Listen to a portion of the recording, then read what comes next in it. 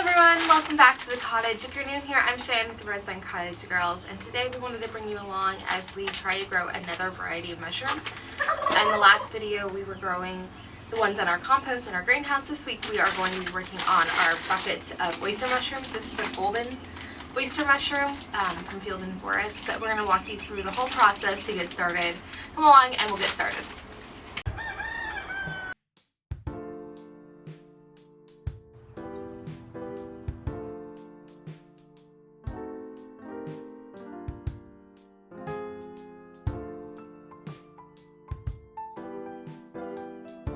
So we're going to need a couple of things to do our mushroom buckets. We're going to need a 5-gallon bucket that's clean and sterile with 1/2-inch holes drilled just sporadically around the edges. I'll show you what we did with ours. We're going to need mushroom spawn. This is a grain spawn, and we're just going to break this up between our layers of substrate to inoculate it. And then you're going to need what you're going to grow them on. So this is a produce bag. This is a bag that corn came in. We ran a bunch of straw through our push mower so it's nice and chopped down, and then we filled the bag. Alright, so we like to use 5-gallon buckets to grow our mushrooms. This one right here, this bucket right here, is, as you can see from Firehouse Subs, they will occasionally sell their pickle buckets, and they make perfect mushroom growing buckets. We just clean them out, and then we drill holes sporadically. I think you can see it in the shot, with a 1/2-inch drill bit around the edge of the bucket. I did 2 layers. It does not have to be fancy. You can use a smaller bucket. I just found that this works really well for me. They've been sitting in our barn since the last time I was growing oyster mushrooms, so they're a little bit dusty, but with a quick wash off they'll be fine. Step 1 is to get our substrate sterilized. So to do that, we're going to be using hot water. I'm just going to submerge this into a bucket of really, really hot water. I just take our tea kettle and get it as hot as it will go, which is hot. Don't pour it on yourself, but we're going to just submerge this in a bucket of water for a couple hours until the water cools, and then we'll be hanging this. I usually hang it overnight. I'm going to try to hang it in the greenhouse this time because we've got some really big storms coming in, and adding more water to something you're trying to dry out a little bit is just a little counterintuitive. So we're going to do that. I'm not sure if I'm going to be able to manage to get it hung in here, but we're going to do our best. Tomorrow we can add our substrate and start building the colony in our mushroom buckets, but we'll walk you through all that.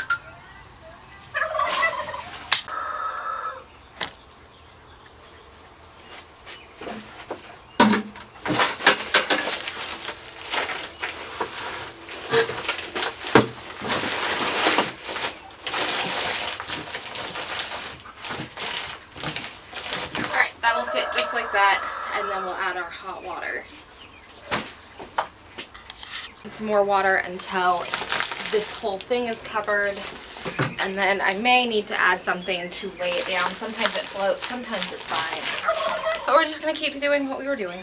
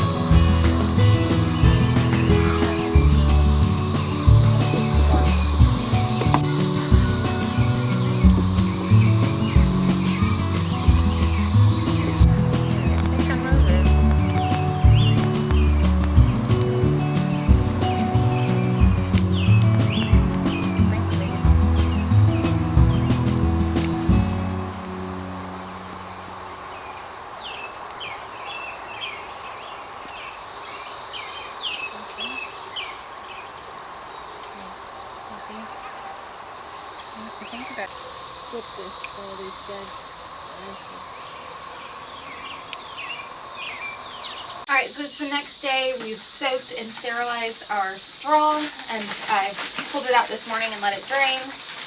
It's still wet, but wringing it out, you're not getting a ton of water pouring through, so we're going to add this to our bucket in layers.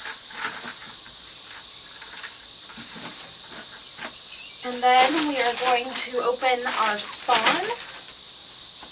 I brought a knife. Haha.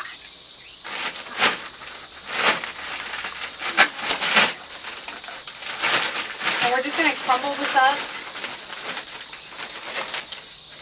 Alright, so we're going to crumble this up and just add it to the spawn, or the substrate down below. Just in thin layers. And then we're going to add more straw.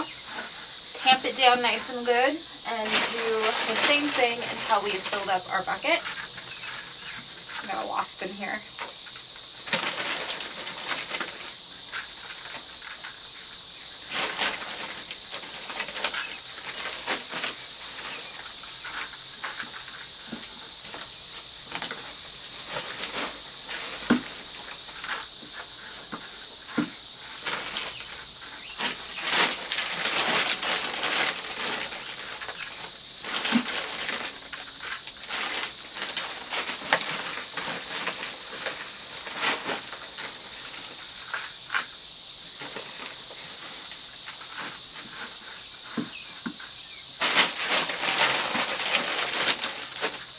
Once we get this all built up, we're going to put the lid on it and put it in a dark, cool place for a couple of weeks so that the spawn can really inoculate the straw, and then we'll remove it from the dark and expose it to sunlight and let it begin to fruit.